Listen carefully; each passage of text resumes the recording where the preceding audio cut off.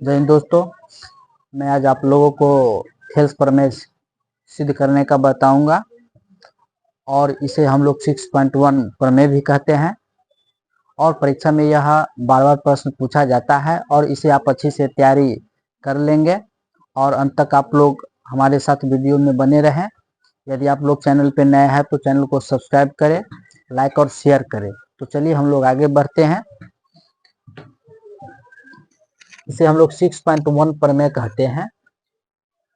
यहाँ इसका जो कथन है, यदि किसी त्रिभुज की एक भुजा के समांतर अन्य दो भुजाओं को भिन्न बिंदुओं पर प्रतिच्छेद करने के लिए एक रेखा खींची जाए तो सिद्ध करे कि वे अन्य दो भुजाओं को एक ही अनुपात में विभाजित करती है अथवा आधारभूत समानुपातिक प्रमेय या थेल्स प्रमेय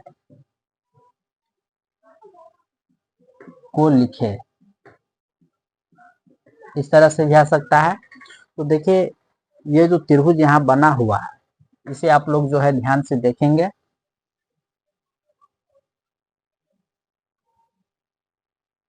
यह एक त्रिभुज है जिसका नाम ए बी सी, ठीक है। एक किसी त्रिभुज की एक भुजा के समांतर अन्य दो भुजाओं को भिन्न बिंदुओं पर प्रतिच्छेद करती है। बीसी जो भुजा है इसके समांतर हमने एक रेखा खींचा, हाँ, जिसका नाम होगा डी ई, ठीक है। करने के लिए एक रेखा खींची जाए तो सिद्ध करे कि वे अन्य दो भुजाओं को एक ही अनुपात में विभाजित करती है। हाँ, आपको यह सिद्ध करना है कि यह जो बीसी के समांतर हमने डी रेखा खींचा है तो यह जो दो अन्य भुजा है ए बी और ए सी समान अनुपात में इसको विभाजित करना है, ये आपको सिद्ध करना है। तो चलिए हम लोग आगे बढ़ते हैं। सबसे पहले हमें समझना विशेष प्रतिज्ञा।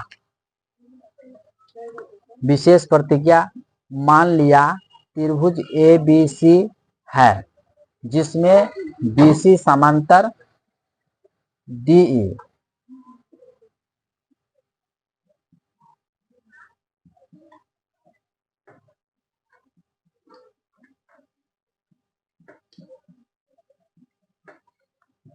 जिसमें हम लोग डी किसके समांतर खींचे हैं, बीसी के समांतर खींचा गया, जो ए बी को बिंदु डी तथा एसी को बिंदु ई पर प्रतिच्छेद करती है।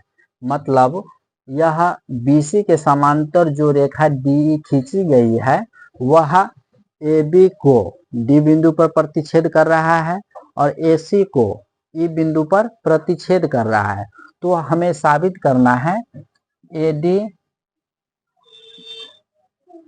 एडी बट्टे डी बी या बीडी बोलिए, बीडी ही बोल दीजिए, बराबर ए ई बट्टे सी ई। ये आपको साबित करना है। तो चलिए हम लोग आगे बढ़ते हैं।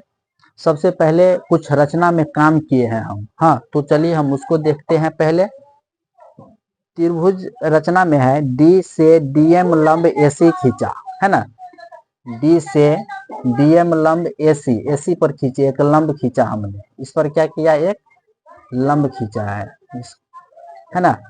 डी बिंदु से डीएम लंब खींचे हैं हम, इस पर एसी पर खींचे हैं। एसी जो यह रेखा है इस पर हमने डीएम एक लंब खींचा है तथा ई से एन लंब ए बी खींचा है और फिर ई बिंदु से हमने E N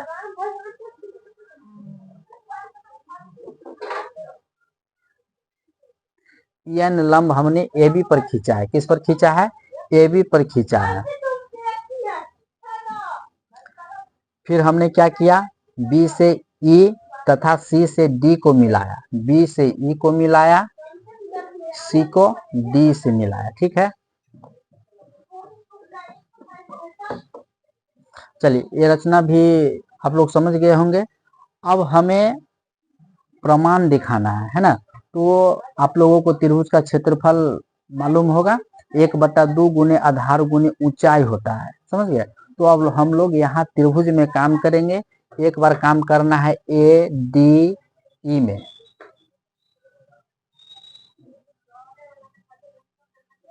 A D E में, है ना, जिस पर क्या लंब गया हुआ है, ई एन लंब आया हुआ है। ठीक है, तो वही हमने यहाँ लिखा है, त्रिभुज ए डी ई का क्षेत्रफल बराबर 1/2 गुने आधार गुने ऊंचाई। तो दोस्तों इसका आधार क्या हो जाएगा, ए डी, ऊंचाई क्या हो जाएगा, ई एन, क्योंकि लंब किस पर है, ए डी पर है, तो आधार ए डी हो जाएगा और ऊंचाई ई एन हो जाएगा।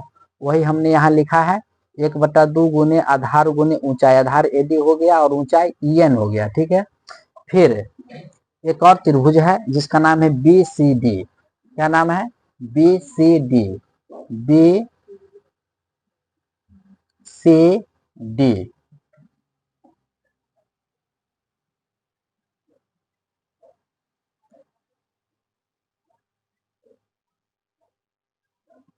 बी सी डी, क्या नाम है त्रिभुज का, बी सी डी।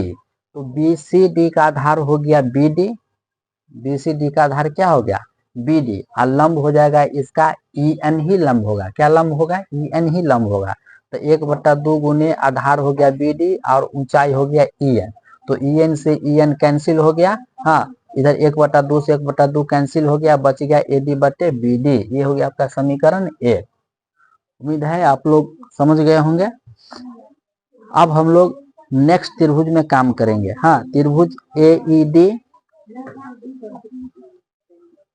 ए ई डी, समझिए इसको, ए ई डी,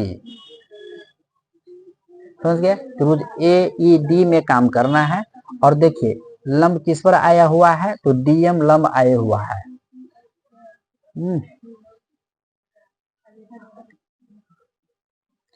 डीएम लंब किस पर है, तो ए ई पर लंब है। तो त्रिभुज हम किस में काम कर रहे हैं, ए ई डी में काम कर रहे हैं। ठीक है, किसमें काम कर रहे हैं बच्चों, काम ए ई डी में काम कर रहे हैं।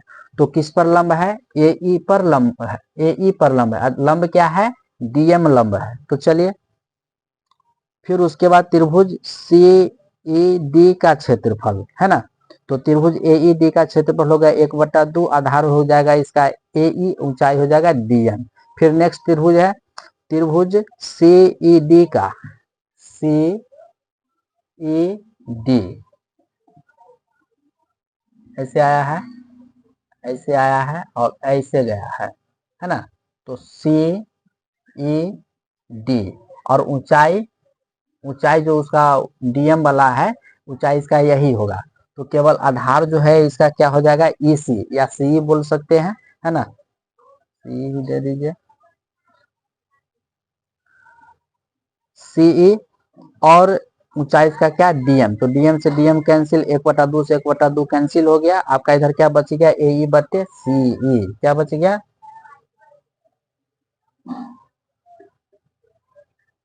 ए ई बटा सीई।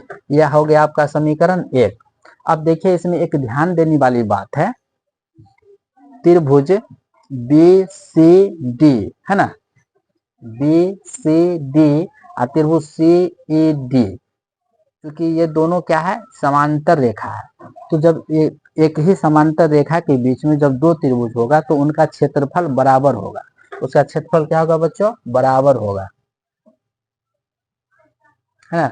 एक ऐसे आया हुआ है और एक ऐसे आया हुआ है, इसी प्रकार है ना। तो एक क्या है, ए E D,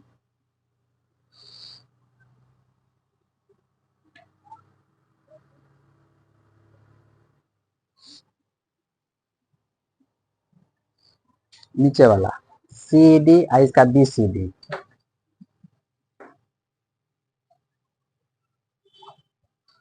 B C D, B C D, हाँ, और एक आया हुआ है सी ई डी, सी सी ई डी,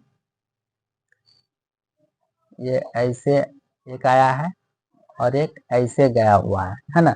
तो इसको हम ध्यान से देख रहे हैं तो एक ही समांतर रेखा के बीच में है। तो इस स्थिति में त्रिभुज का जो क्षेत्रफल होगा, दोनों त्रिभुज का क्षेत्रफल क्या हो जाएगा बच्चों, बराबर हो जाएगा।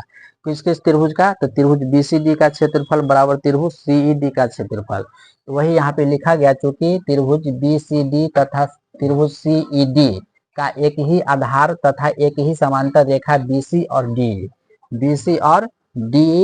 के बीच स्थित है, इसलिए त्रिभुज बीसीडी का क्षेत्रफल बराबर त्रिभुज सीईडी का क्षेत्रफल। दोनों त्रिभुज का क्षेत्रफल क्या हो जाएगा बच्चों, बराबर हो जाएगा। अब हम लोग क्या करेंगे, समीकरण एक में बीसीडी के जगह क्या रख देंगे, सीईडी का क्षेत्रफल रख देंगे, तो दोनों त्रिभुज का क्षेत्रफल क्या हो जाएगा, बराबर हो जाएगा। हाँ, समीकरण एक क्या है मेरा, त्रिभुज ए डी ई का क्षेत्रफल बटे त्रिभुज, अब बीसीडी के जगह हम लोग को क्या लिखना है, सीईडी लिखना है, तो सीईडी यहाँ पर लिख दिए, है ना। क्योंकि अब ये त्रिभुज और ये त्रिभुज, दोनों त्रिभुज का क्षेत्रफल बराबर हो गया, तो अब हम बीसीडी की जगह क्या लिख सकते हैं, सीईडी लिख सकते हैं। तो हमने सीईडी लिख दिया बराबर त्रिभुज एईडी का क्षेत्रफल बराबर त्रिभुज सीईडी का क्षेत्रफल। तो इसलिए समीकरण 1 तथा 2 से क्या हो जाएगा, एडी बट्टे बीडी बराबर एई बट्टे सीई, एडी बट्टे बीडी बराबर एई बट्टे सीई। तो ये हमारा थेल्स प्रमेय सिद्ध हुआ। हाँ, इसे हम लोग 6.1 प्रमेय भी कह सकते हैं। तो उम्मीद करते हैं आप लोग थेल्स प्रमेय को सिद्ध करना सीख गए होंगे। हाँ, यदि आप लोग चैनल पे नए हैं तो चैनल को सब्सक्राइब करें, शेयर करें और लाइक करें। चलिए हम लोग मिलते हैं अब नेक्स्ट वीडियो में, तब तक के लिए जय हिंद।